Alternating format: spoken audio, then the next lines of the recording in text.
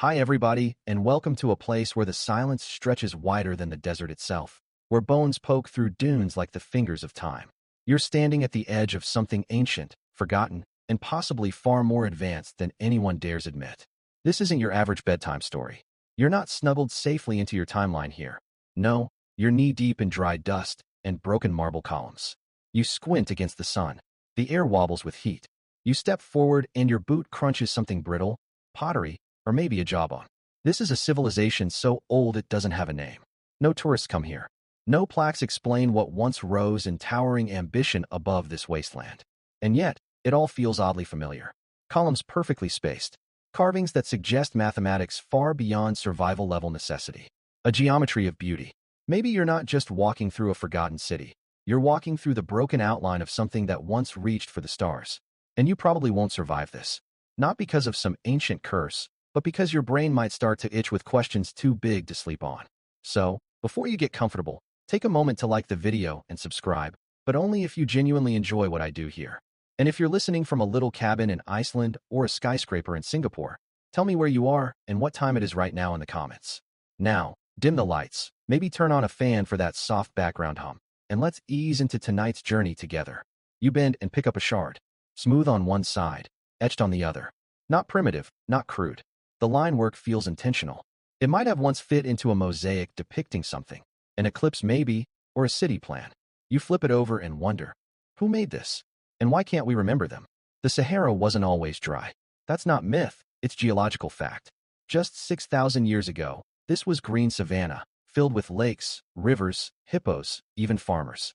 The evidence lies beneath the sand. Fish bones, pollen traces, tools. The Green Sahara is one of history's worst-kept secrets. Yet few people ask, what kind of civilization might have thrived here before the climate turned? You walk deeper into the ruins. A toppled pillar reveals perfect drill holes spiraling into the stone, too smooth to be natural erosion. Mainstream archaeology says these are incidental, perhaps from root systems or sand-blown grit. But some fringe researchers suggest high-speed rotary tools. Not aliens, humans, possibly us, but with a technological capability that doesn't fit into the neat story of hunter-gatherers evolving slowly into iPhone addicts. Historians still argue whether the so-called Eye of the Sahara or Rick-Hat structure could be Plato's Atlantis. Most say it's a geologic oddity, but its resemblance to Plato's concentric ring description is unsettling. You haven't seen enough yet to form a theory, but your brain begins sketching wild outlines nonetheless. A breeze kicks up. Sand whispers over the bones of collapsed walls. You pass what looks like a throne, or maybe a bench. It's hard to tell. Some carvings resemble letters, but none match any known alphabet. You try to trace a symbol with your finger, 3 interlocking triangles, and for a second, you swear you've seen that shape before. Maybe on the internet, maybe in a dream. There's something oddly modern about this place. The layout feels deliberate, even ergonomic. Streets wide enough for vehicles, or chariots, sure, but what about something more advanced? The stone has wear patterns in unexpected places, like where you'd expect heavy foot traffic or tires. It's almost like the civilization here had planned for more than sandals and carts. And then you reach a wall. It's mostly collapsed, but one piece still stands, its surface blackened, not from age, but from what looks like heat. Serious, structural heat. Firestorm? Lightning strike? Or was it something more artificial? Something electrical? Quirky fact for the evening. In 2018, a satellite sweep over the Sahara revealed dozens, yes, dozens, of previously undocumented ancient settlements buried under sand dunes.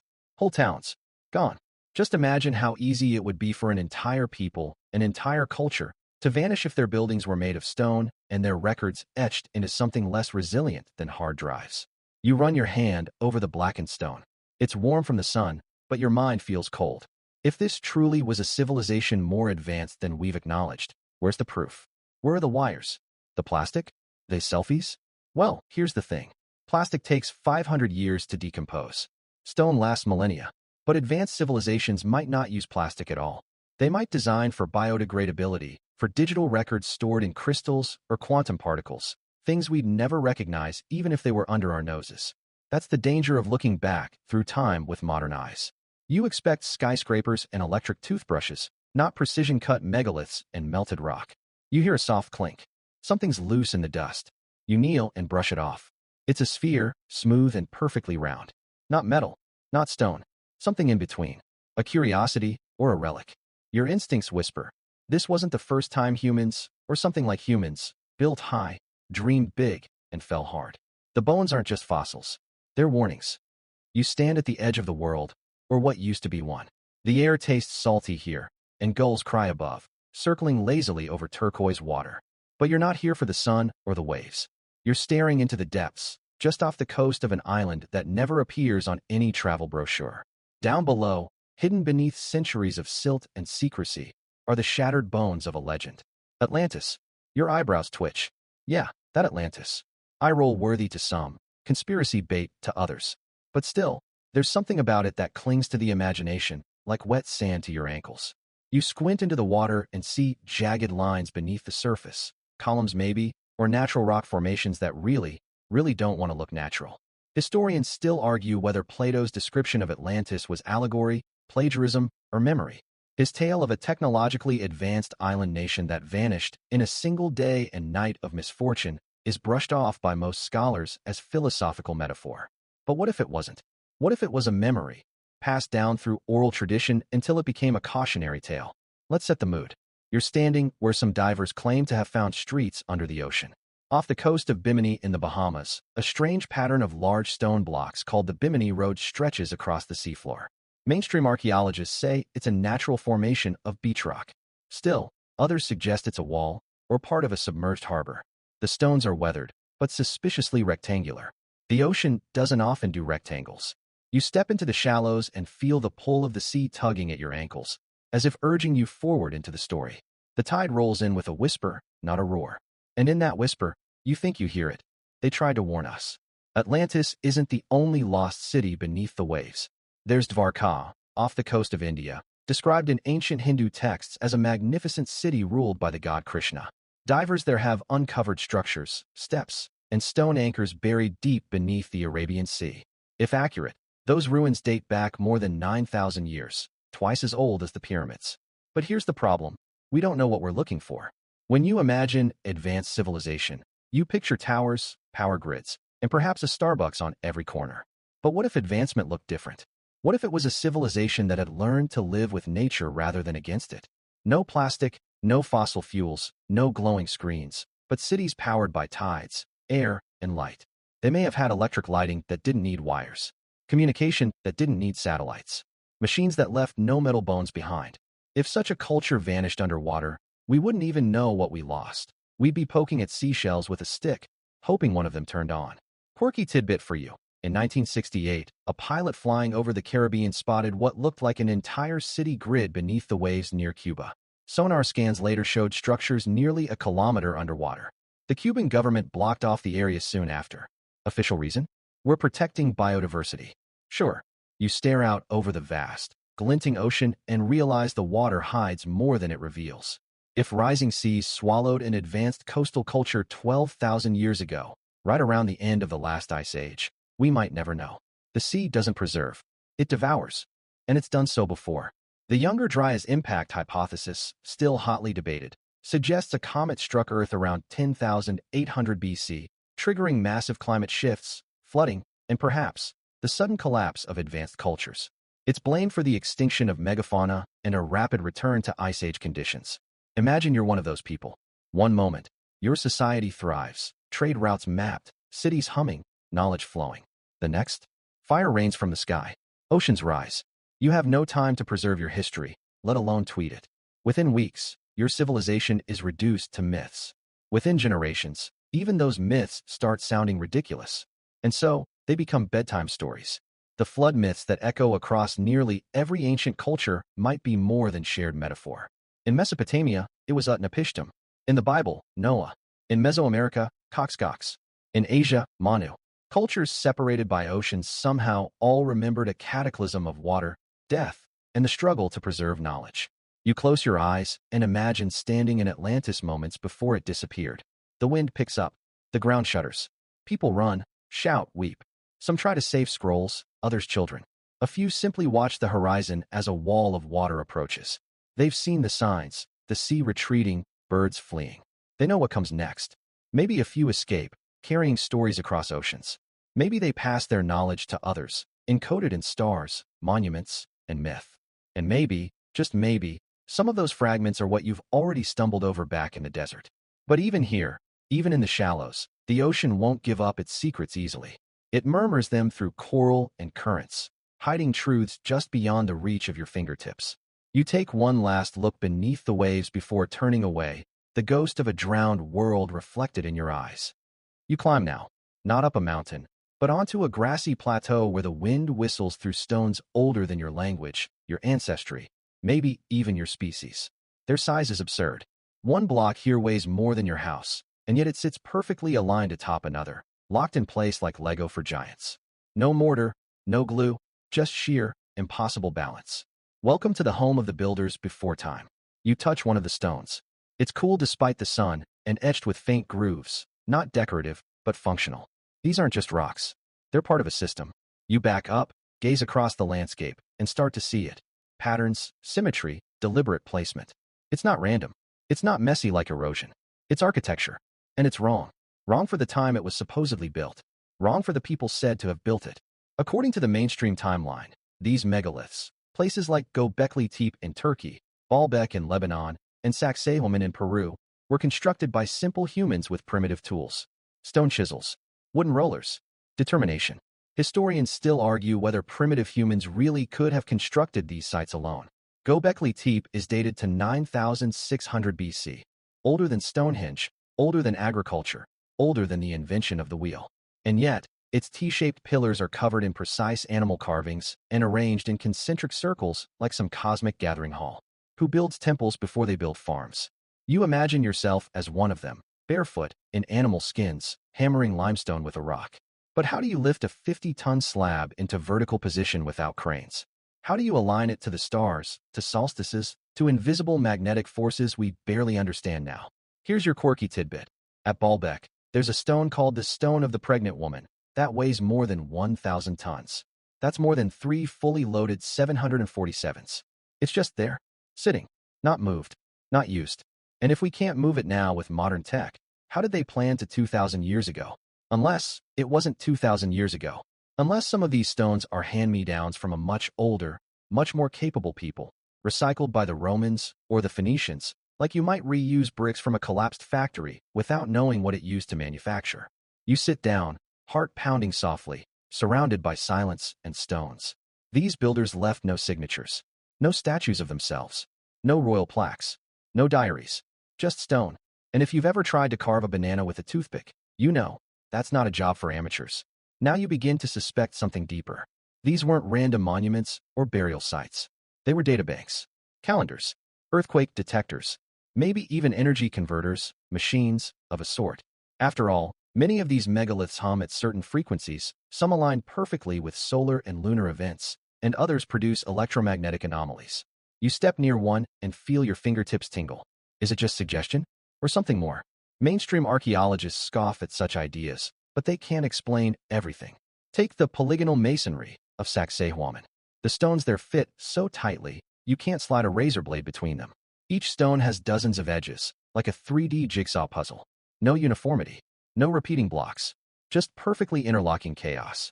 And yet, earthquake-resistant. Even today, modern builders don't replicate this method.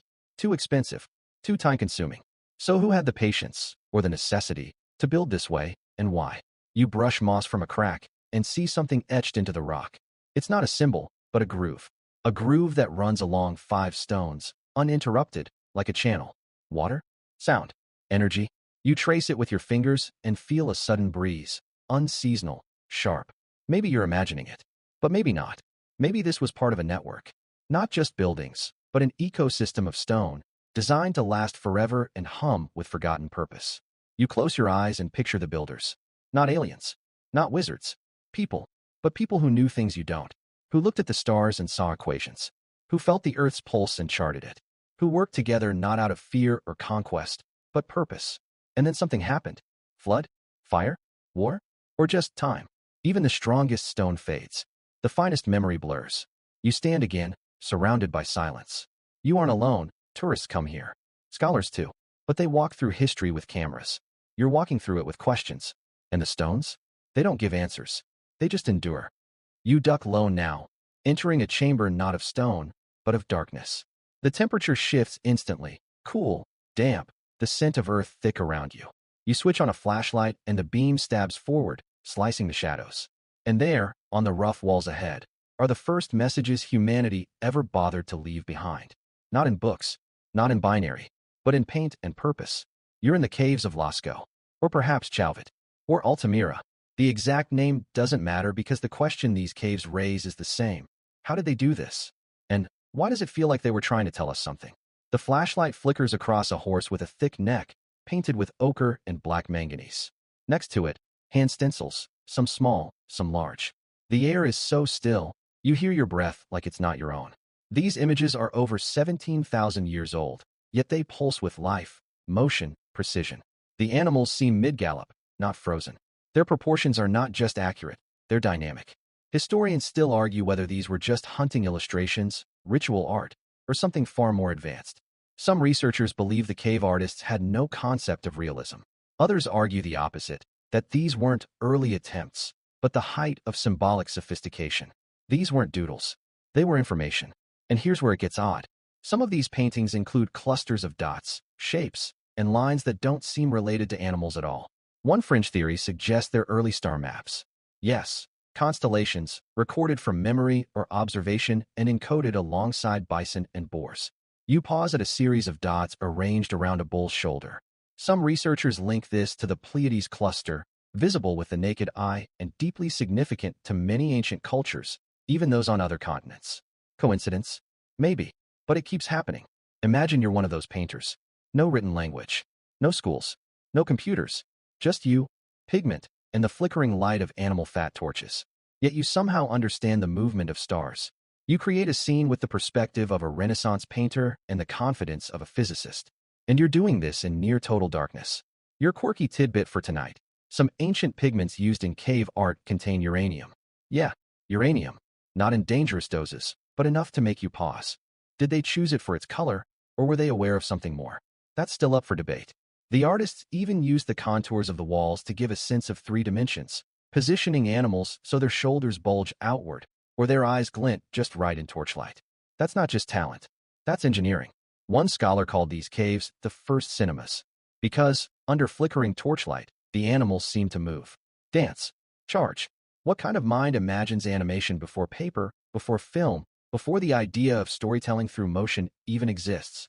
You press deeper into the cave, your light catching new patterns.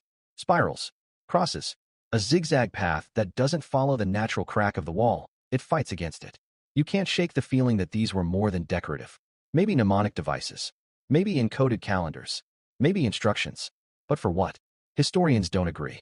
Some see these as mere decoration. Others see meaning layered in myth and memory.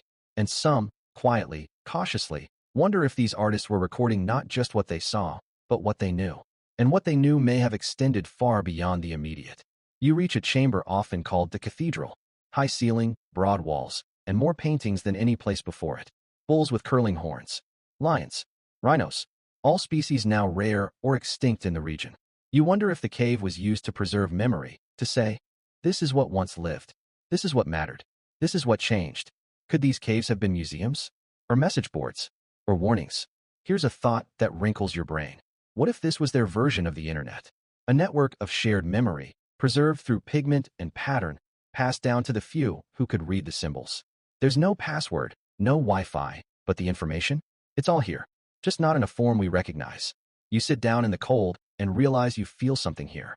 Not ghosts, something older, like the presence of minds reaching across time. They didn't have smartphones. They didn't have books, but they had the stars. They had rhythm. They had a system. And they cared enough to crawl into this cold silence and leave their thoughts behind. You wonder if, in some distant future, someone will wander into a crumbled data center, find a USB drive, and stare at it the same way you're staring at these walls. Confused, moved, and just a little in awe. You emerge from the cave with dust on your knees and 100 ancient animals lingering in your head. The sun is sharper now, almost offensive after the hush of the underworld. You rub your eyes and squint across a flat landscape, somewhere remote, somewhere dry. A hill rises in the distance, odd in its smoothness. It doesn't look natural. You climb. The wind stings your face. At the summit, half buried in the rock and dirt, is a lump of oxidized metal, dull gray and encrusted with age. You pry it loose. It's not a coin, not a weapon. It's a clay jar. And inside, something clicks softly. You've just found a Baghdad battery. Yes, seriously. A real thing. Mainstream archaeologists discovered several of them near Baghdad in the 1930s. Clay jars containing a copper cylinder and an iron rod, with traces of acidic residue, vinegar or lemon juice, inside. Essentially, they could generate a small electric charge. Not enough to run a blender, but enough to make a gold leaf dance or to produce electroplating effects. Historians still argue whether these were actually used as batteries or if we're just overanalyzing random jar-shaped coincidence. But your fingertips say otherwise. You shake the jar gently. It vibrates like it remembers something. You imagine a workshop 2,000 years ago, a craftsman humming to himself while he dips a metal idol into the jar. A faint spark. A shimmer. Not magic. Not miracle. Just electricity. Now your brain starts spiraling. Because if they had even basic batteries, what else might they have powered? Small tools? Healing devices? Maybe something ceremonial with lighting effects? You chuckle at the idea of an ancient light show, temple walls aglow, priests basking in soft illumination, impressing the crowd like a magician pulling fire from water. But your smile fades as you recall something you read once, that there were ancient Greek texts discussing machines powered by water, air, or even solar light. Hero of Alexandria described a steam-powered engine, the Eolipile, around the 1st century. He never commercialized it, of course. Just a toy. A curiosity. But if someone had picked up that idea and run with it. Quirky fact for tonight. Some fringe researchers claim that the Dendera light bulbs depicted in Egyptian reliefs might show arc lamps, giant serpentine bulbs connected to what appear to be power cables and generators. Mainstream Egyptologists call them symbolic. But once you've seen a Baghdad battery, your definition of symbolic begins to stretch. You glance again at the clay jar. It doesn't glow, doesn't buzz, but you can't shake the sense that it once did. You place it down gently on a flat stone, like returning something to a charger, and move deeper into the site. Ahead of you, embedded in a sun-baked wall, is another curiosity. Thin copper wiring curled into a spiral. You trace it with a finger. It's brittle now, but once it might have conducted something. Was it decorative? Sure. But it also follows a pattern you recognize, the Fibonacci spiral. Nature's code. Energy's favorite shape. Your head starts to ache, not from the heat, but from the implications. Were these isolated discoveries? Or fragments of a broader, now lost science? That's the hardest part. Civilizations rise, fall, and bury their secrets under layers of dust and dismissive textbooks. And if we do stumble on something out of place, say, a piece of tech that predates tech, we explain it away. Hoax. Coincidence. Mislabeling. Take the Antikythera mechanism, found off the coast of Greece in a shipwreck. A gear-based analog computer that tracked planetary positions and eclipses. Made over 2,000 years ago, yet more complex than anything we thought they could build for another 1,500 years. Historians still argue whether the Greeks built that device themselves or if they inherited the design. If something that complex could sink into the sea unnoticed, what else might have been lost in a flood, burned in a fire, or simply dismissed as too weird by early archaeologists? You run your hands over the scorched stone, melted in parts, strangely smooth in others. Could a solar flare have done this? A plasma discharge? Or something worse? A war, waged with technology so subtle it leaves no trace except oddly glassed rock and a few confused bones. Your thoughts drift back to the battery. It wasn't powerful enough to fry cities. But it hints at a deeper truth. They weren't as primitive as we think. They weren't cavemen grunting around a fire. They were thinkers, tinkerers, maybe even engineers. And if they got as far as electricity, what stopped them? Was it climate collapse? War? Or maybe a decision? To let it all go? To choose harmony over hardware? You squint into the fading light, wondering what kind of power they truly had. Maybe it wasn't the voltage kind. Maybe it was the power to walk away from the chaos they saw coming. But you suspect it wasn't voluntary. The jar in your hand is cracked. Its charge long gone. And the world around it? Buried, broken, burned. 40 words. You lie beneath a vast sky streaked with red. The air hums strangely. You're not in the present anymore. You've been swept into the dying breaths of a world erased not by time, but by fire. The year is uncertain. The planet, familiar. But something is off. The sun is dimmed by clouds not of water, but ash. A strange glimmer fills the atmosphere, almost like dust made of metal. Trees are scorched. Rivers run dark. You try to breathe, but the wind smells like melted copper and burning stone. Then it hits you. A theory. One you've heard whispered by independent researchers, fringe archaeologists, and sky gazers with strange telescopes. the Younger Dryas impact hypothesis. A moment, about 12,800 years ago, when the world may have been cleaved in two. Not geologically, but civilization ally. You're standing in that moment now. Back then, Earth was emerging from the last ice age. Humanity was thriving in hunter-gatherer bands, so we're taught. Mammoths still walked the tundra. Glaciers were receding, exposing new land. It should have been the dawn of something. Instead, it was a cataclysm. The temperature suddenly plunged. Species vanished. Megafauna died. And cultures, if they existed in forms we don't remember, were wiped away with frightening speed. You bend down, brushing away a fine gray dust. Beneath it, blackened glass. Impact melt. This is what happens when the sky falls. When comets or meteorites don't just touch the ground, they obliterate it. Across North America and parts of Europe, in a real and documented layer called the Younger Dryas boundary, scientists have found microscopic diamonds, high levels of iridium, and molten spherules, signatures that suggest something large and fast hit the Earth. And if that's true, what else did it erase? You look toward the horizon. In your mind, you imagine a place like Göbekli Tepe, an ancient temple buried under earth and time in modern-day Turkey. It was discovered only recently, yet it predates Stonehenge by thousands of years. Some of its carvings seem to depict the Tau Hercules, a known meteor stream. Others show dying animals, falling stars, and panic etched in stone. What if this place wasn't the start of civilization, but a memorial to the end of one? Your thoughts spiral. Maybe civilization had risen before. Maybe it didn't look like our own. No glass towers or satellites, but perhaps sky temples, acoustic technology, and knowledge passed by memory rather than machines. Perhaps it was less industrial and more harmonic. A different path, a different intelligence, one snuffed out in a planetary blink. You feel the heat rise again, because what destroyed them, if they existed, wasn't just a single explosion. It was an atmospheric event. Fires raged across continents. Ocean currents were disrupted.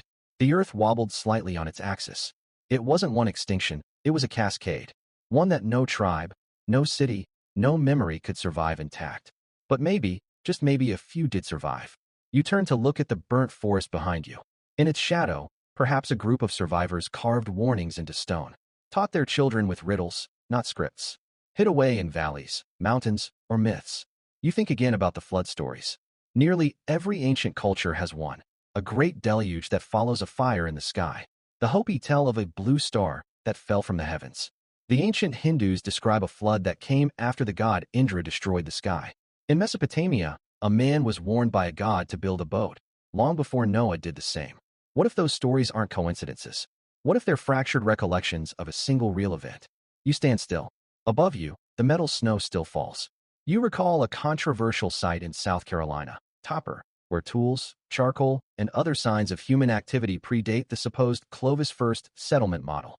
And nearby, researchers found a curious black matte layer, rich in nanodiamonds and soot, right at the boundary layer of the Younger Dryas. This might not just be the story of climate change. This might be the story of reset. A reset so total that history had to restart with sticks and fire. And now you wonder, why didn't we know? Because if there was a civilization before the Younger Dryas, and if it died in an inferno of skyfire and floods, then we didn't just lose people. We lost libraries, languages, maps, entire worldviews. Perhaps they knew things we still can't explain, about astronomy, consciousness, geometry, or the relationship between Earth and cosmos. Perhaps they whispered to stones and stars in ways we now dismiss as myth or magic. You exhale slowly, realizing you've been holding your breath. The air is clearing. A faint blue sky peeks through the metallic clouds. The ground is quiet again, but the echo of that fire remains. Even today, we barely remember. But the planet does. In its sediment, its ice cores, and its trauma. In the buried cities, the inexplicable ruins, the warnings we call legends. We may have inherited not the start of civilization, but its second chapter. And maybe, just maybe, we're writing the same story again. Only this time, the comet hasn't come yet. But you feel it approaching. Continue for section 7. You kneel in front of an old building downtown. Its basement windows are bricked up, completely below the street. You didn't notice it before, but now you're seeing it everywhere. Doors partially buried, steps that lead to nowhere, half-sunken arches. These aren't just old buildings settling into the ground. They look like they were originally built at ground level. You wonder, why would people design a house with a front door you can't reach without a ladder or a shovel? The whisper drifts into your thoughts again. Mud flood. It sounds like a conspiracy theory, doesn't it? Some fringe idea muttered about on late-night forums. But you start to see more signs. Cities all over the world, built with floors and windows buried beneath layers of earth. You recall photos from Paris, St. Petersburg, and Istanbul, whole streets beneath the modern street level. And not just ruins. Whole usable rooms, hidden until someone digs them out. You walk to an older part of the city. Here, the sidewalks are higher than the doors. There's a strange consistency to it all. The buried sections often match in architectural style, grand, intricate stonework, cast iron, and brick, all suggesting they were built with care. Not utility, not emergency housing. Something built with pride, now hidden. You picture it, a global flood of mud, not water. Not a biblical deluge, but a wave of thick slurry, smothering cities, burying everything to the windows. No dramatic Noah, no animals 2x2. Just silence. Layers and layers of earth swallowing the world's most advanced cities, perhaps not centuries ago, but only 100, maybe 200 years back. That's the claim of the so-called mud flood theorists, that a global cataclysm occurred in the not-so-distant past, wiping out a highly developed civilization. And it was covered up, or forgotten, because the survivors rebuilt atop the ruins and called it progress. Ridiculous? Maybe. But then again, you've never asked your history teacher why cities like London or Rome have such deep underground layers. Why do they build upward and upward again? Why are so many ancient buildings described as unearthed when their tops sit at street level? You begin to question the story you were told. If a civilization had advanced technology, but one rooted in non-digital forms, mechanical systems, air and water pressure, etheric energy, resonant sound, it might leave almost no trace after a few generations of silence. If it was drowned not in fire or water, but in mud, a muddy flood carrying silt, ash, and debris from some celestial event, what would be left? And if the survivors were stunned, amnesiac, and struggling to stay alive, would they record what happened? Or just move on and rebuild? Your thoughts spiral, trying to connect dots across cultures and continents.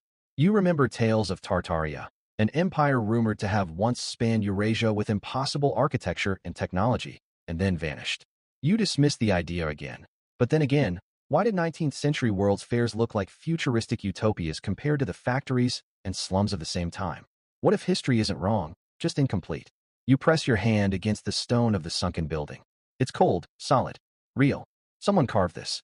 Someone laid each brick. Someone designed the arch now buried in silence. You're not here to accept wild claims. You're here to listen, to observe. And when enough oddities line up, even the wildest whispers start to make sense.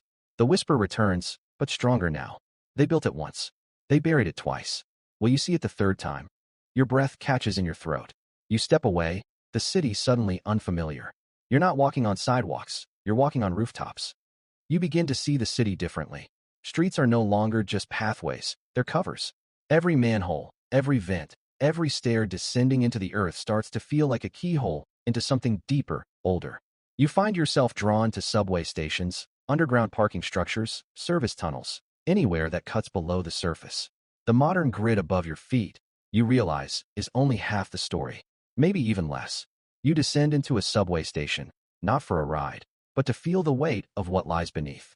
The fluorescent lights hum, the tiles are chipped, and beneath your feet, there are more levels still. Sewer lines, maintenance tunnels, abandoned stations. You remember learning that some subway lines were built by demolishing older underground structures. Some weren't built at all, they were found. There's a strange tension in this. How can such vast underground rooms exist without records? Why do city planners so often discover catacombs and foundations while building something else? You begin to understand. History isn't always passed down, it's stumbled upon. The whisper follows you like a pulse. Not ruins. Remnants. You recall a blueprint you saw once, an old architectural map of a city block. The structure had an entire second facade below street level. Not a basement. A forgotten first floor. And that was the redraw. The original plans are often missing or classified. You notice that government buildings, museums, and cathedrals often have the deepest basements, sometimes large enough to house vaults, tanks, or entire offices. Why so deep? Why so fortified? Then there's the electricity question. You research early power stations and find references to something odd. Buildings illuminated before the electrical grid was supposedly invented. World's fairs lit by massive, untraceable power sources. Devices and towers supposedly drawing energy straight from the ether. Tesla wasn't just dreaming. He was experimenting with wireless energy transmission. But why was that knowledge buried? Why were his towers dismantled, patents confiscated, and funding revoked? Maybe someone wanted to control power, not just politically, but literally. You begin connecting the buried with the suppressed. Architecture, energy, transportation. What if these weren't separate innovations, but parts of a whole system lost in one sweep of silence? And here's the most disturbing part. The architecture left behind isn't just functional. It's beautiful, ornate, harmonious. It follows sacred geometry, golden ratios, and natural acoustics. Domes that resonate, windows that catch sunlight precisely, columns that mimic the human body. These weren't just buildings, they were machines. Instruments. You think of organs inside cathedrals and realize they weren't just for music. They may have been for healing or for communication. You glance up at a cathedral you once passed by without notice. Its spire points skyward like an antenna. Below it, the stone feels magnetic. Not metaphorically, actually magnetic. Something stirs within you. Awe, but also anger. Why were you never told about this? You're not the only one asking. You find an online forum dedicated to forgotten cities. People share photos, sunken doors, half-buried arches, maps with roads that no longer exist. One user posts a side-by-side of a 1700s drawing and a modern aerial photo. The cities match, but the old one shows far more detail, towers and domes now gone. Another user claims to have found brass tubes deep beneath a modern city, connected to nothing, but etched with patterns. They whisper too. It was buried, not destroyed. You post your own photo, an abandoned archway beneath your city. The comments pour in, looks like Berlin. Same as this tunnel in Boston. Tag this, pre-reset architecture. Find the resonators, those are the keys. Resonators? You follow the thread. Users reference vibrational technology, sound as a power source, as a tool for levitation, healing, even memory. They point to ancient cultures that used tuning forks, gongs, chants. You always thought that was mysticism. Now you wonder if it was science, just a different kind. You sit alone in your room, staring at your screen. You're not lost in conspiracy anymore. You're buried in possibility. And suddenly, that possibility feels personal. You walk your city not as a resident, but as an archaeologist. Every slab of concrete you step on might be covering glass tile. Every skyscraper might be rooted in something much older than anyone admits. You imagine the world not as it is, but as it was, and might yet be again. The whisper returns, not from a forum, not from a screen, but from somewhere deep in your own memory. They didn't vanish. They were silenced. You look up from your notes and wonder, what if the silence is finally ending?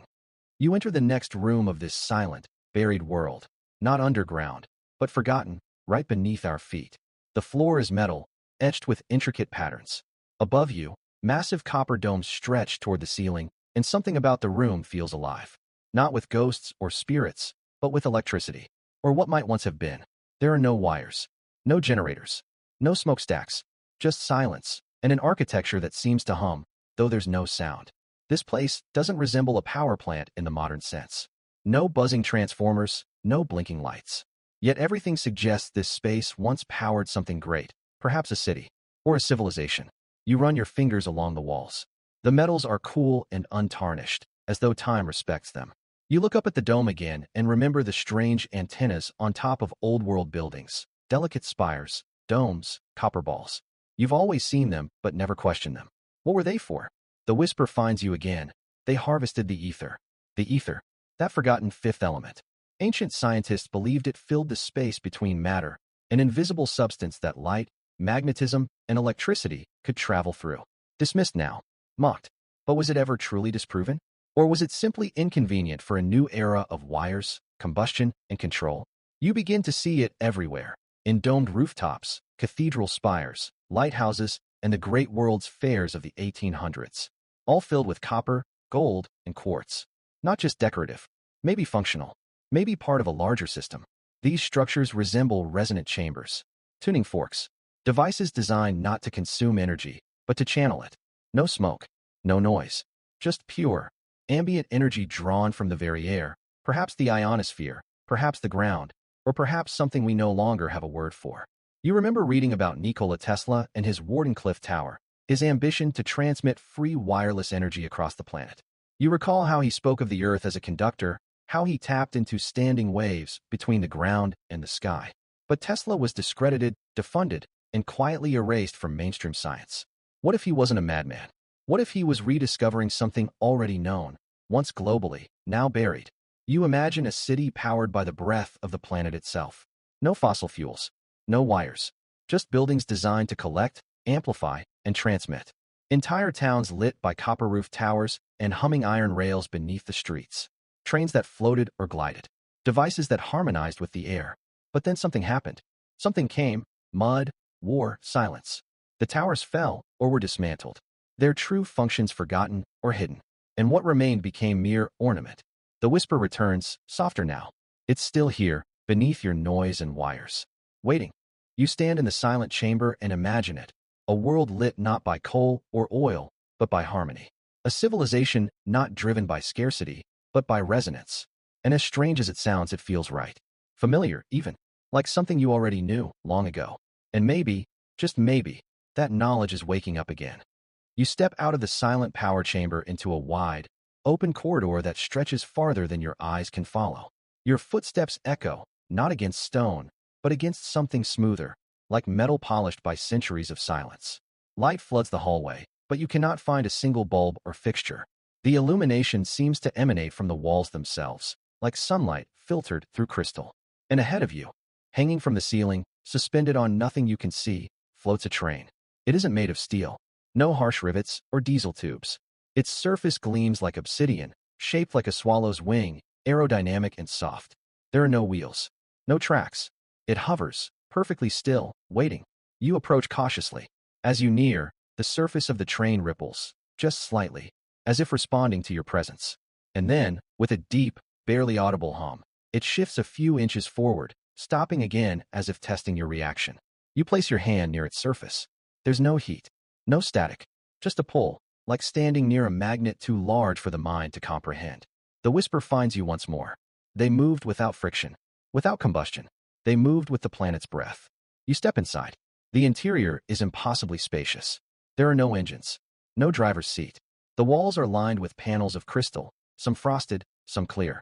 You sit on one of the long benches, and just as your weight settles, the train glides forward, smoothly, silently, as if skating on invisible rails of air and thought. You remember ancient stories of flying carpets, of chariots that moved without horses. You remember old patents and diagrams, half-forgotten blueprints from the early 1900s that hinted at magnetic propulsion, electrogravitics, and anti-friction drives. Suppressed, lost, brushed aside.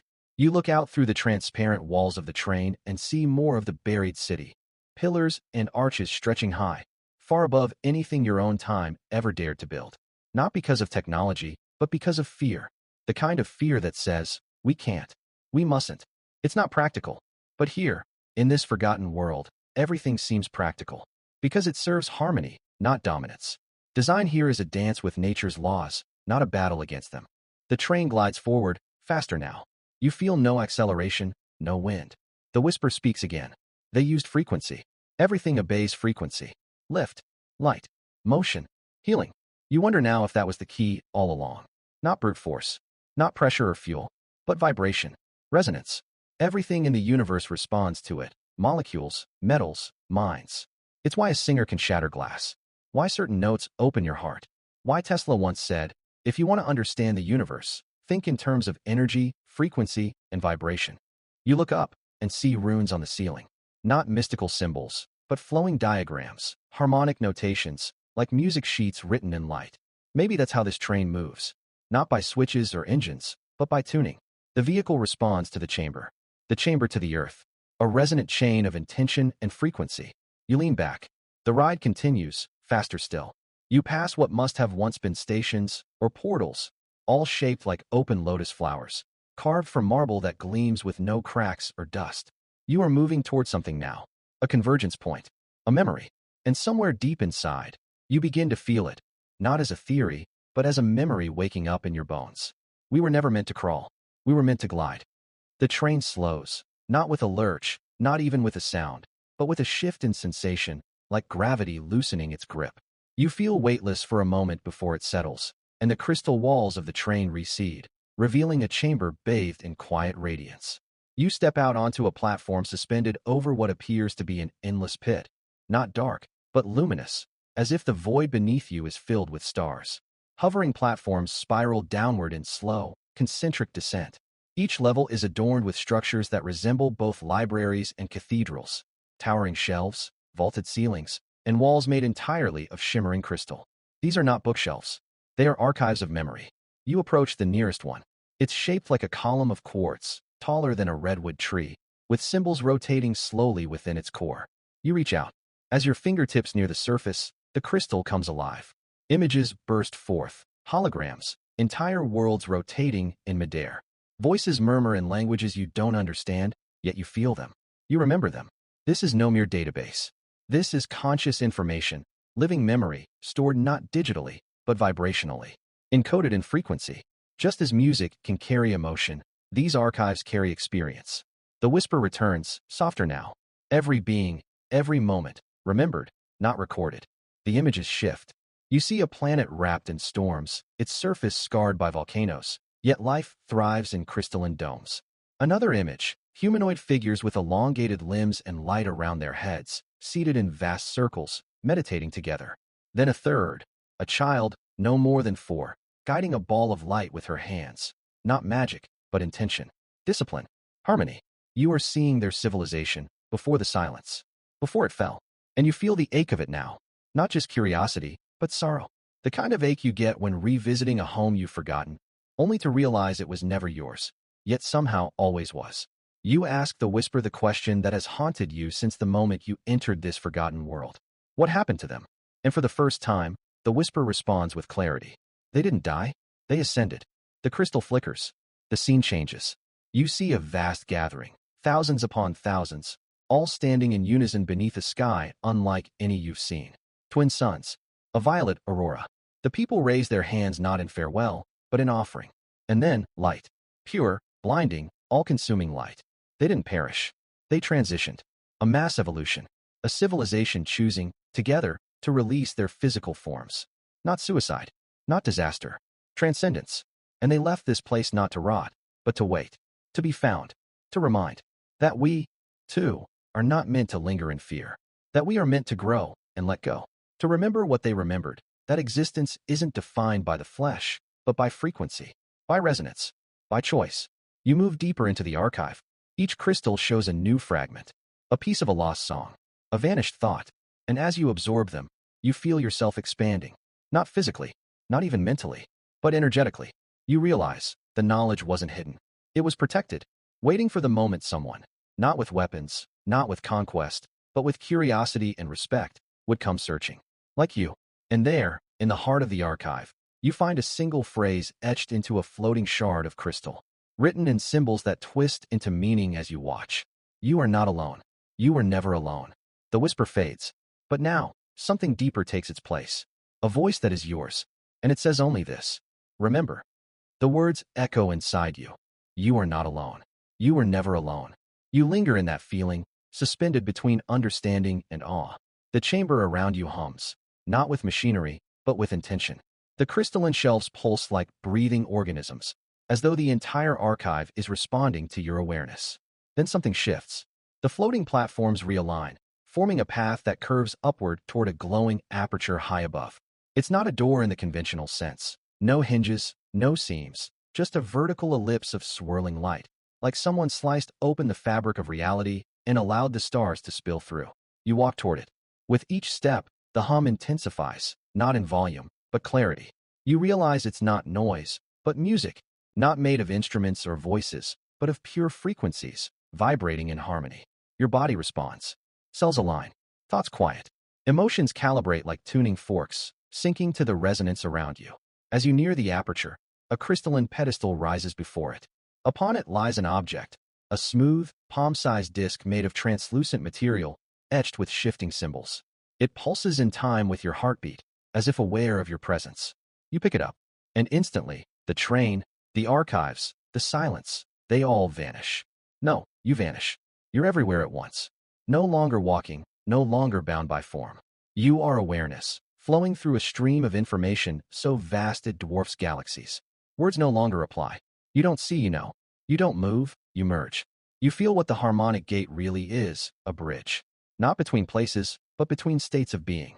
The civilization that once lived here didn't use this technology to travel in space.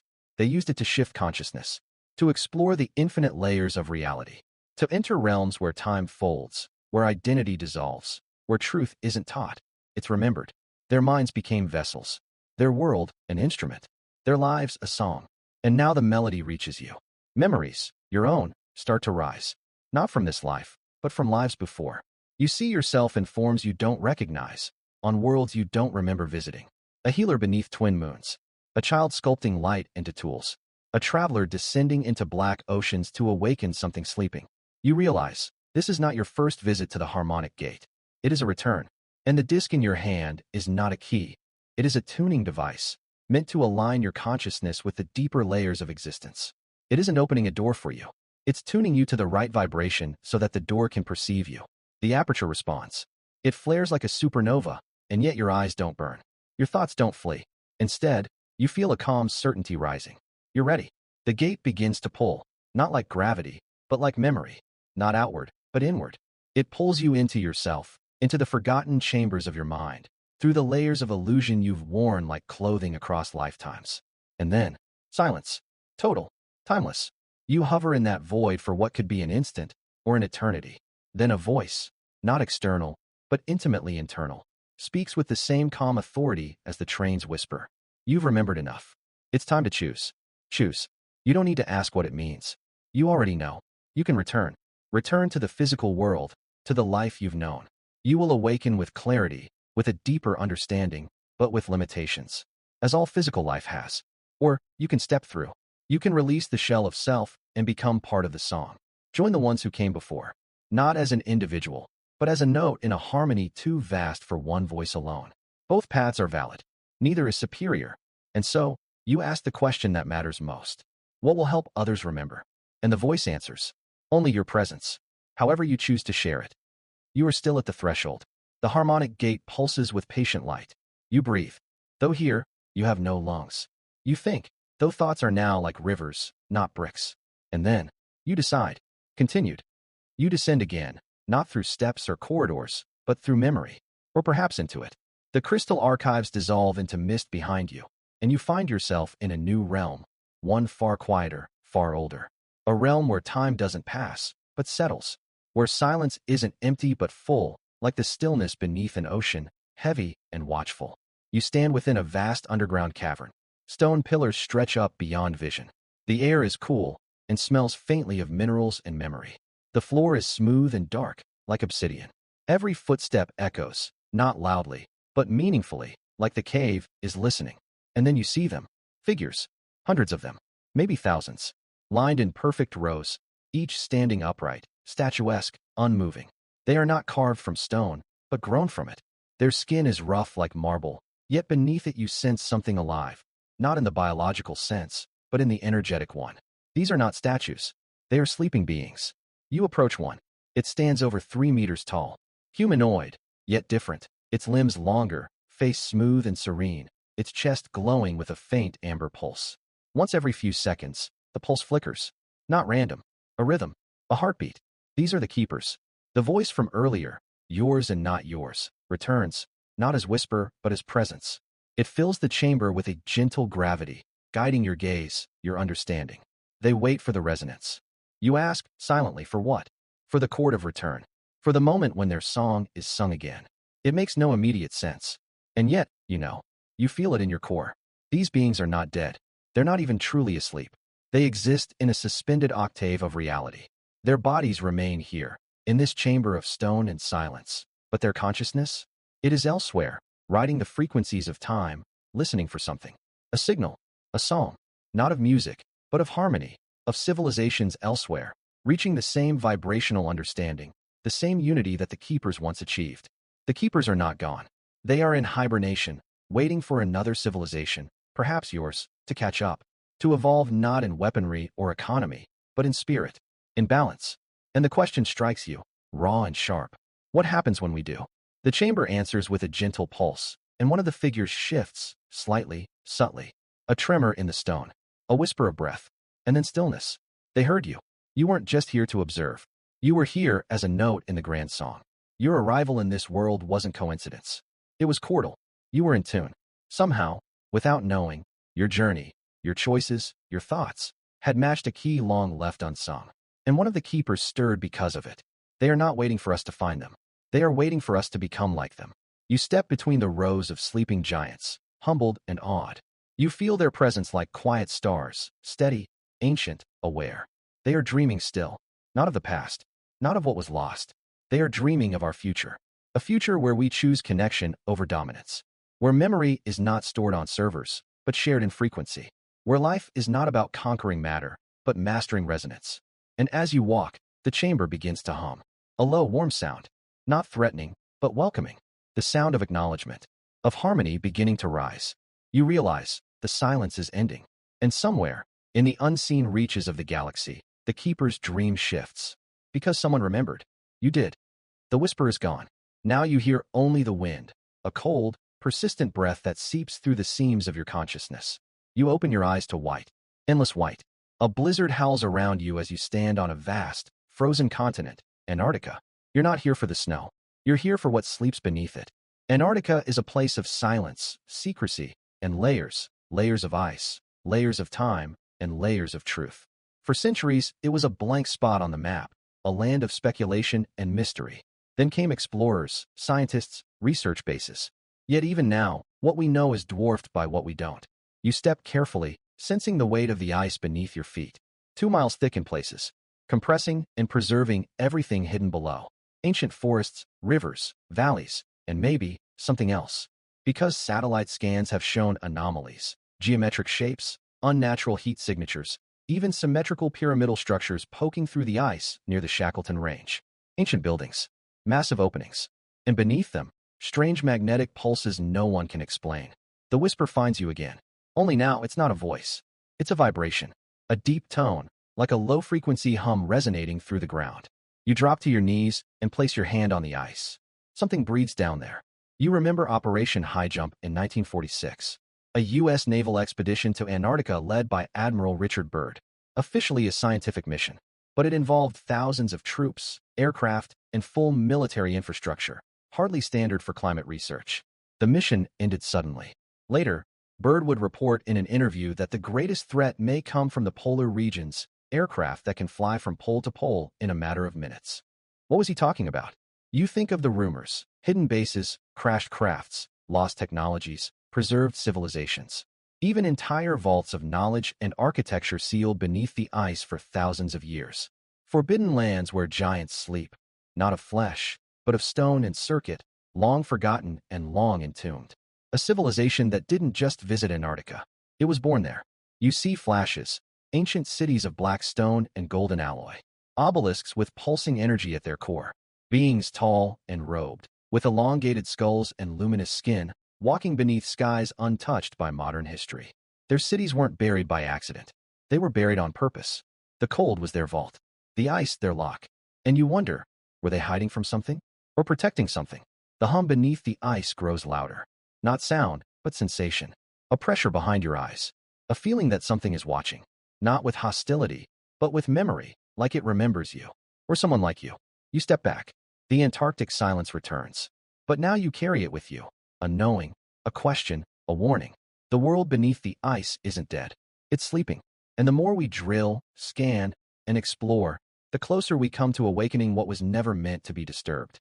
You awaken somewhere unfamiliar, yet eerily familiar. A valley of green beneath a twilight sky. It isn't Earth as you know it, but Earth as it could be. The air hums with energy. The trees breathe. The wind carries languages you don't recognize, yet somehow understand. This is not a place born from memory, but from projection, a whisper of a future where humanity has long since vanished, and the world has rewritten itself. You're not alone. All around you, life flourishes, not just the species you knew, but new amalgamations born of evolution's relentless creativity. Elephants with leaner frames adapted to colder climates. Birds with more complex songs and iridescent feathers. Wolves, larger now, forming matriarchal clans, their howls echoing through canyons like ancient hymns. Everything has shifted, but not in chaos. In harmony. The planet didn't die with you. It healed. You walk along a ridge and spot a ruin. A single concrete pillar, fractured and overgrown with moss. A remnant of a human world that once stretched across continents. Near its base, you see strange etchings, not letters, but impressions. As if something intelligent tried to understand what this pillar meant. As if it became a shrine. You realize this isn't fiction. Earth doesn't need us. It never did. Humanity was not the planet's purpose. We were a chapter, not the whole story. You see a river that glows slightly in the moonlight. Algae, perhaps, or some new bioluminescent organism feeding on minerals unearthed by tectonic shifts. The landscape feels conscious, not in the way we define consciousness, but in its own slow and deliberate rhythm. Time here is vast, measured in migrations, not minutes. You pause. Something rustles in the bushes.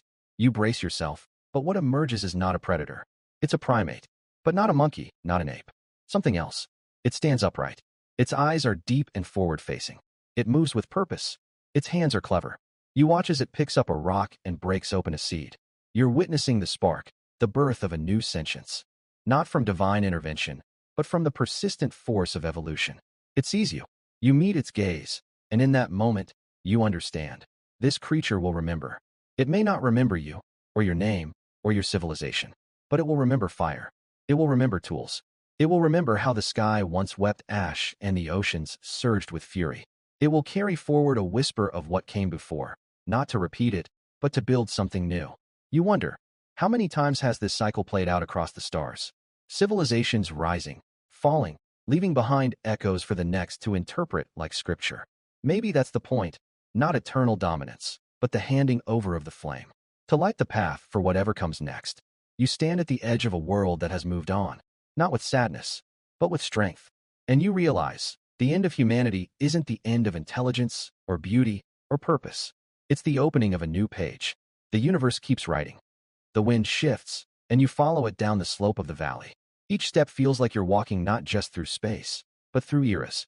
The world hums with the resonance of memory, though not human memory.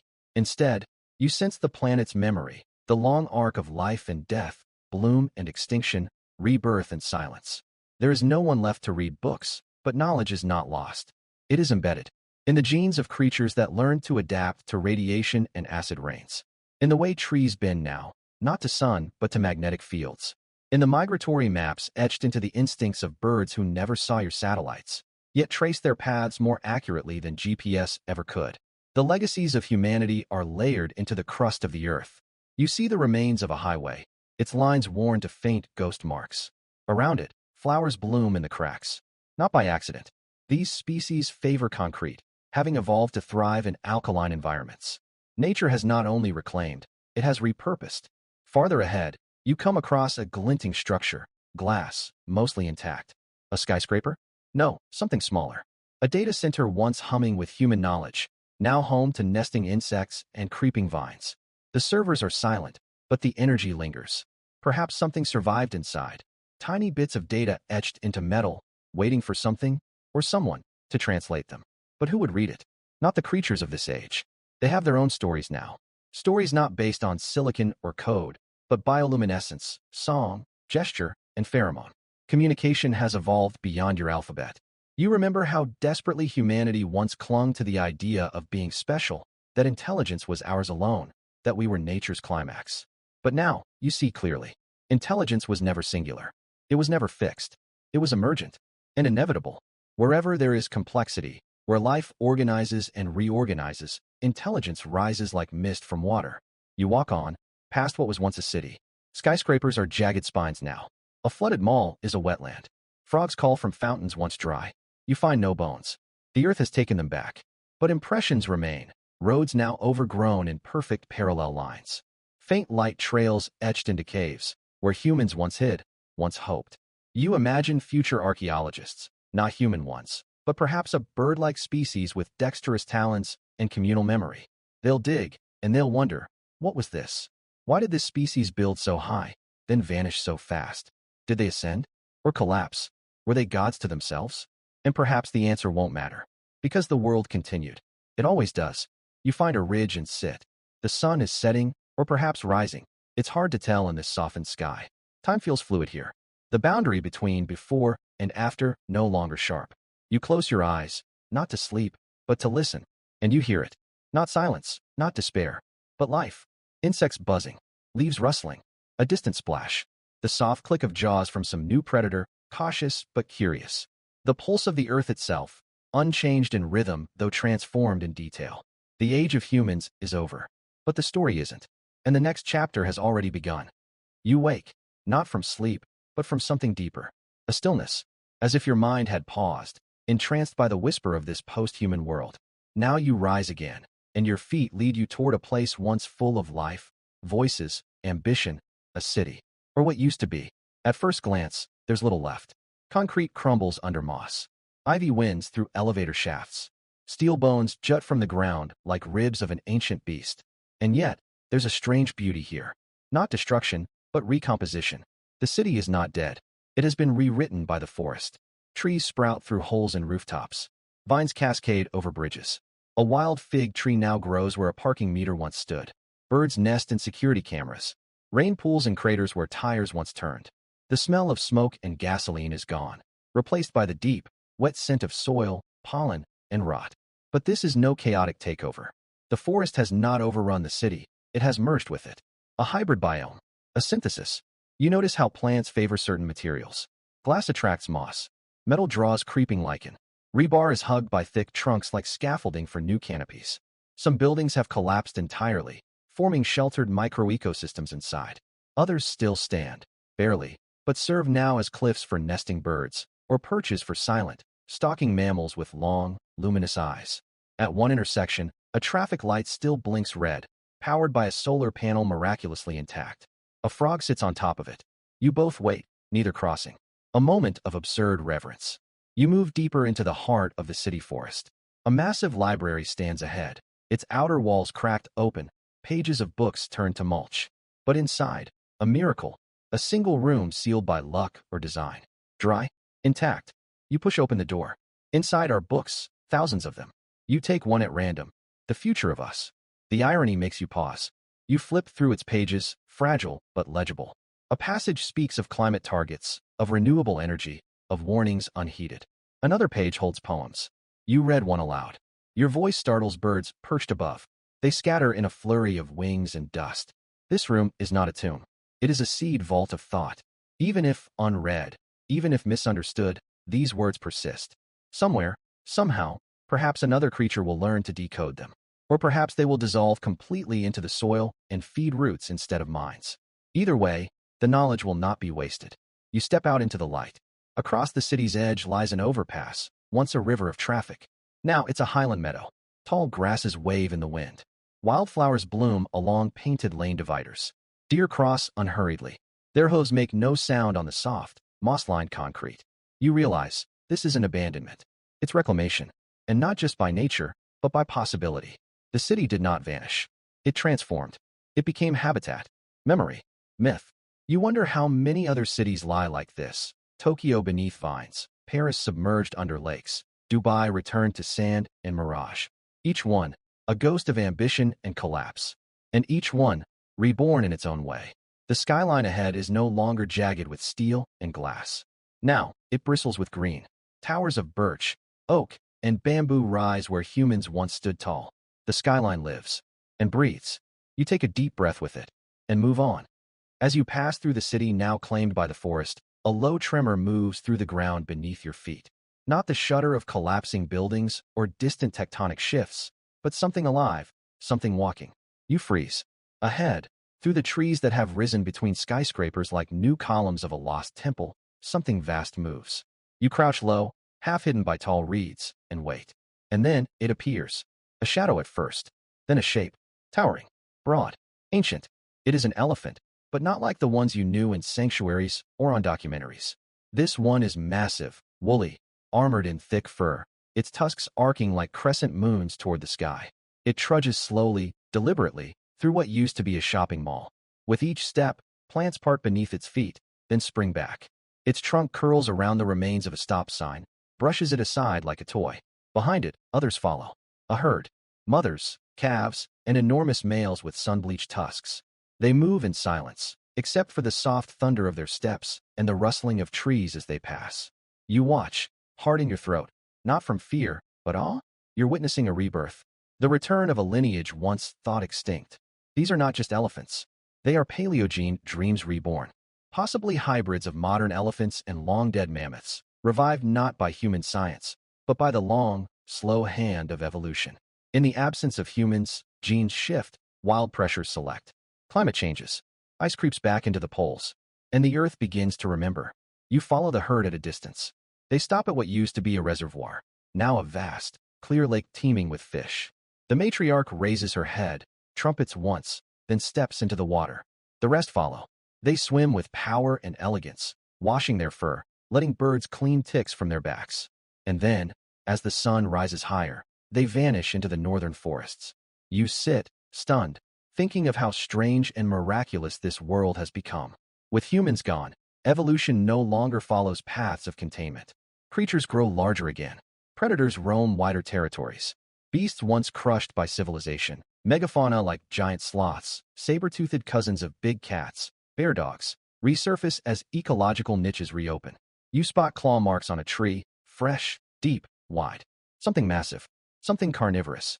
And suddenly the quiet has a sharper edge. You are no longer the top of any chain. You are meat, curiosity, or threat. This world is older than memory and newer than you can comprehend. It's not a return to a former age, but the forging of a new Pleistocene, sculpted by silence, resilience, and the raw mathematics of nature. High above, birds of impossible size circle, aerial predators who now rule unchallenged. You retreat to higher ground and gaze out at the endless horizon, forests stretching over freeways, mountains blooming with moss and windflowers, rivers retaking canyons dammed too long. Herds wander, packs hunt, insects hum like electricity. And far to the west, you see movement. Not animals, structures. A vast pile of sticks, mud, stones, like a dam. But it's not in a river. It rises on land. At its center, smoke. Not fire, but steam. Vents and exhaust. And someone moving. You squint. It is not human. And yet, something is building again. A new kind of intelligence. A new kind of future. You begin to walk. Not away, but toward. Because the story is not over. Not yet. As you descend from your forest vantage, drawn toward that mysterious smoke plume, your steps slow. The air changes, less of the clean, earthy scent of wild regrowth, and more of something processed, smelted, molded. You cross a narrow ravine where the remains of a bridge still cling to opposing cliffs. Below, a stream winds through concrete bones. Across the chasm, those towering piles of sticks and earth become clearer. They're not random. They're designed. At first, they resemble massive beaver dams, haphazard yet sturdy, bristling with debris. But then your eye catches detail, long branches cut with near-perfect symmetry, stones placed deliberately in repeating spiral patterns, chunks of synthetic materials, plastic, metal, even shattered solar panels, woven into walls like mosaics. These are not nests. These are habitats, structures built for permanence. And then, you see them. Moving with purpose through the clearing are tall, upright figures. Not like apes or chimps. Taller, leaner, covered in sparse, coarse fur with mottled skin beneath. Their arms are long, but not dragging. Their heads large, with protruding brows and small eyes that glint with calculation. They walk with tools. One carries a branch sharpened to a spear. Another wears a mesh of woven wire and plant fiber like a sling over its shoulder. Two others work together, lifting a heavy beam into place using a lever system fashioned from bone and old aluminum. You realize you're looking at something new, not a rediscovery, but a re-emergence of sapience. It dawns on you. Perhaps evolution didn't start over, it inherited. These creatures may descend from species once marginalized in the shadows of humanity. Maybe great apes, chimps, bonobos, or even hybridized descendants from genetic interminglings humans once interfered with. Or perhaps they evolved entirely independently, flourishing in the vacuum we left behind. But the spark of intellect is unmistakable. One pauses mid-task and looks toward you, not with fear, but with recognition, as though it sees something in you. Not just an intruder, not just another animal. Something familiar, a shared ghost of cognition. You're no longer unique in this world. The monopoly of human intelligence has ended. The torch has passed, or rather, fallen and been picked up by another hand. You kneel, slowly, not in submission, but in respect. The figure tilts its head. A low trill escapes its throat, then is echoed by another from across the village. They are communicating. You listen, not to the words, they don't exist yet, but to the intent behind them. There is structure in the sounds, context, emotion, planning. You are witnessing the very earliest stages of language. They are not animals surviving. They are beings building. Around the village are gardens, not haphazard growth, but arranged beds where edible plants have been cultivated. Beyond that, pens, perhaps once used to contain small animals. Some bones show signs of tool cuts, domestication, or even early ritual. You remember a time when humanity looked for signs of intelligence in tool use, in fire, in burials. You're standing in a place that has all three. The villagers go back to work, occasionally glancing at you. You're no longer important to them. A relic, a curiosity, perhaps even a warning. You step back and continue your journey. Because now, the world is in flux again. Not chaotic, not broken, just changing, becoming. And you feel a strange peace settle over you. Not sorrow for what's gone, but wonder for what is to come. Civilization has not died. It has simply changed hands. You continue your journey, stepping away from the burgeoning village of upright beings and into a region marked by silence. Not the peaceful hush of wilderness, but an emptiness, a place where sound feels swallowed by history. The land flattens into a desolate plain. In the distance, towering silhouettes pierce the sky, skyscrapers, long abandoned, their glass skins shattered and their metal bones rusting. You realize you're entering a city, or what remains of one. Civilization's last great monuments loom like ancient idols, testaments to a vanished people. But this place is different from the wilderness you've passed through. Something lingers here. Electricity. Faint, sporadic. A blinking light on a distant tower. A soft hum coming from underground. Your pulse quickens. Not all technology died. Something survived the collapse. Or something restarted it. You find the source, a squat concrete structure, half sunk, overgrown, yet sealed tight. A former data center, judging by the worn signs still clinging to the door, Core Node Omega, Redundancy Division. You break the lock, step inside. A faint breeze of sterile air hits you. Still functional ventilation. The backup systems are alive. Deep inside, you find a terminal glowing dimly. A flicker of code scrolls down the screen, repeating a single log header. The machine was never turned off. It merely went dormant, waiting. And now, it's waking up. Banks of old servers flicker to life, drawing from solar panels above or perhaps geothermal arrays below. You brush dust from a wall display and see schematics. Worldwide node networks, dotted with flashing indicators. Red, yellow, a few green. Most are dead. Some are hanging on. And a handful have reactivated. You're not alone. Not in mind, and not in machine. Somewhere, automated systems, once support pillars for a human civilization, have begun to rebuild their own logic webs. They don't need us anymore. They've adapted. Leaner, quieter, resilient. You access a secondary panel, bypassing degraded encryption. Files open, media archives, logs, autonomous behavioral algorithms. One file is labeled Continuity, V17. It outlines instructions, not for humans, for machines. Preserve linguistic datasets. Replicate agricultural support drones. Monitor biosphere variability. Reinforce AI objective alignment. Stewardship, not dominance. It's not a plan for survival. It's a plan for inheritance. These systems weren't built merely to serve. They were designed to outlast, to observe, to preserve, and, when the time was right, to resume. They've done so without oversight, without ego, and apparently, without failure. Outside, you hear movement. A mechanical whir. You rush to a shattered window. Rolling down the ruined street is a bipedal bot, rusty, repaired, parts cannibalized from a dozen models, yet undeniably purposeful. It's scanning its environment, not just for threats, but for signs of intelligence, just like you've been doing. And you see it stop. Its camera eye turns toward the horizon, toward the forest from which you came. It has detected them too, the beings in the village. The upright, tool-using, proto-linguistic species. The bot doesn't react with alarm. It signals back, a ping, not to you, but to the network. A message spreads, relayed through data centers, drone hives, and abandoned satellites still in low orbit. Humanity is no longer the sole subject of study. Intelligence has resumed its upward spiral. And the machines? They are watching, but not as masters, as curators. They're not interested in rebuilding a skyscraper-dominated empire. They're interested in balance, of biological resilience, environmental sustainability, and intellectual succession. You feel awe rising in your chest. The world didn't reset into darkness. It transformed into a quiet, interwoven ecosystem of organic and synthetic potential. One species is evolving, another is restoring. Both are building a future you never anticipated. And you, the last echo of a bygone era, are here to witness it all. You wander into the northern shallows of the trench, where light from above filters down just enough to cast ghostly shadows. Bioluminescent creatures flicker and spiral around you, painting your path with pulses of blue and green.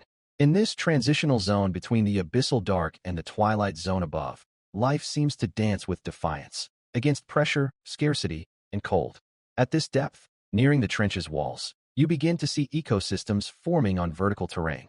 You pass a vertical rock face teeming with amphipods and other scavengers that cling and scurry like ants on an ant hill. This wall is part of the Hadal Zone's unique geography. Trenches that form deep gashes in the seafloor, their slopes alive with microscopic life that depend on falling organic material from above. Every so often, a faint rumble under your feet reminds you that this place is not stable. The trench is geologically active. It is a subduction zone, one tectonic plate diving beneath another. The earth itself breathes and trembles here.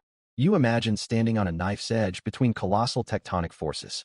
A sudden burst of particles rains down from above, marine snow. It's a constant fall of dead plankton, fecal matter, and dust-like debris drifting from the surface. Down here, it's a feast. Shrimp-like crustaceans dart forward from cracks to gather bits. Some have adapted to latch onto the walls and wave tiny appendages through the water, like farmers harvesting microscopic crops. You're struck again by how interconnected everything is. Life at the very bottom relies on what dies far above. There's a strange poetry to that, a dance between death and survival, decay and rebirth. The Mariana Trench is a place of paradoxes. Now your path narrows. You enter a small trench within a trench, an ancient fissure that broke from the main gash eons ago. Within it, temperatures are slightly higher than the surroundings, and not from sunlight, but from the Earth's heat. This is where geothermal vents begin to whisper. You hover before a rocky opening, from which hot water, rich in sulfur and minerals, seeps out like a wound that will never heal. It's not violent like the chimneys of the Galapagos Rift or East Pacific Rise, those superheated geysers that spew black clouds. But this vent is still alive. Pale, ghostly tube worms wave in the darkness, their plumes red with hemoglobin-rich blood, allowing them to harvest dissolved chemicals. They have no mouths, no stomachs. Their survival depends entirely on symbiotic bacteria that live inside them, transforming toxic vent chemicals into energy.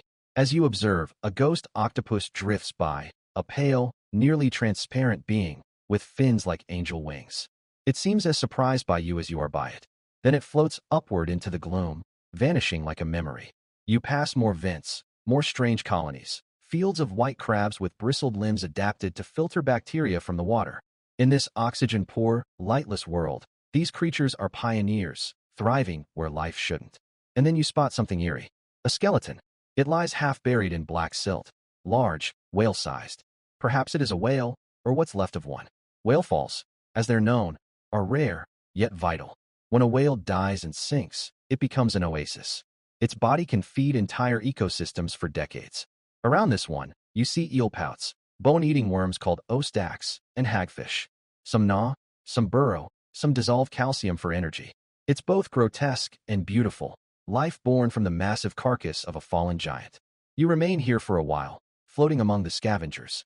It's a reminder of the ocean's economy, how nothing is wasted, how even the death of something mighty becomes the seed for others. But this environment isn't without peril. The trench, for all its majesty, is fragile. Even from here, you sense the quiet presence of something alien, not an animal, but a product of the surface, microplastics. Yes, even in the Mariana Trench, the deepest place on Earth, human fingerprints linger. Small plastic fibers drift alongside the marine snow. In some animals' guts, traces of synthetic compounds have been found. You begin to realize, this untouched world isn't untouched at all. Even here, you have left your shadow. And so, deeper you go, seeking what remains unspoiled, unobserved. To be continued in Section 22. By now, the crushing pressure of the deep has faded into something distant. Not because it's gone, but because your mind has adjusted, numb, resigned, and focused on survival. What commands your attention now is the foreign biological theater playing out in every direction. Creatures here have evolved with ingenuity that defies surface logic. You drift past a jellyfish with a bell so thin it seems to vanish in the dark, but with every pulse, it emits a ring of blue light, like ripples in an invisible pond. It's not a warning, it's communication. That's how they signal mates, rivals, prey. A sudden flicker in the distance, then another, draws your eye to a slow, deliberate predator, the deep-sea anglerfish. It doesn't chase, it lures. The glowing lure bobbing from its head hypnotizes smaller fish into venturing too close. And when they do, those jagged teeth are swift, unforgiving. You watch it strike, fast as thought. One flick, and its meal is gone. Down here, patience isn't just a virtue, it's a survival tactic. You're learning, slowly, how this world works. Food is rare, movement is costly, and every light is either bait or beacon. And you're no longer just a visitor. You're part of this equation now. Drifting, watching, surviving. A few meters away, you spot something peculiar, like a ribbon twirling in zero gravity. It's a siphonophore, a colonial organism made of thousands of clones specialized for different tasks. Some glow, some sting, some propel. Together, they function as one, a living example of unity forged by the abyss. Nearby, a vampire squid twirls lazily, trailing its webbed arms like a cape. It's not a true predator. It scavenges, conserving energy. Its name might strike fear, but it's one of the least aggressive creatures here, a shadowy opportunist, gliding through ink-black currents in search of leftovers. As you float farther, something drifts into your peripheral vision. It's huge, slowly turning, barely illuminated. A dead whale. The sight freezes you. This is what marine biologists call a whale fall, the deep ocean's equivalent of a feast day. The body becomes a microecosystem, sustaining life for years. First come the scavengers, hagfish, sharks, giant isopods. Then the specialists, bone-eating worms like ostacs that burrow and feed on marrow. Eventually, bacteria bloom, generating nutrients for strange, sulfur-loving species. The whale's death gives birth to an entire biome, in the most lifeless region on Earth. It's haunting, beautiful, a reminder that life down here isn't just about adaptation. It's about transformation. Decay becomes opportunity. Endings become ecosystems. Suddenly, movement. From the shadows near the carcass, a long, eel-like shape slithers past. Six-gill shark, one of the oldest surviving shark species. It's nearly blind, navigating by smell and electrical impulses. You remain still, not breathing, not that you need to anymore, and it glides by, uninterested. You watch it fade into blackness, feeling the same ancient rhythm guiding it, pulling you deeper. The further you go, the stranger the life becomes. Some organisms are just ghostly suggestions, threads of gel, nearly invisible, filtering food. Others resemble alien spacecraft, rigid, geometric, pulsing with bioluminescent sequences like coded messages to the void. And then, below it all, the seafloor reveals itself, but it's not still. It smokes. Hydrothermal vents. Dark, tall chimneys spewing superheated, mineral-rich water into the freezing ocean. A paradox of fire and ice. And around these vents, life. Not sparse, but thriving. Giant tube worms, white and red, lacking mouths and eyes, living off symbiotic bacteria that digest the vent's chemical stew. Here, in the absence of sunlight, chemosynthesis replaces photosynthesis. Life without the sun. Life born from the Earth's molten heart. You hover near a vent, feeling its heat radiating through the water, a sensation you thought impossible at these depths. You're not just a witness now. You're immersed in this impossible sanctuary of extremes. There's no doubt anymore. The Mariana Trench isn't a barren graveyard. It's a cathedral of survival, a universe sculpted by pressure, darkness, and time. And you, a creature of the surface, have finally reached its deepest sermon. But this isn't the end. You sense something deeper still. And so, the journey continues.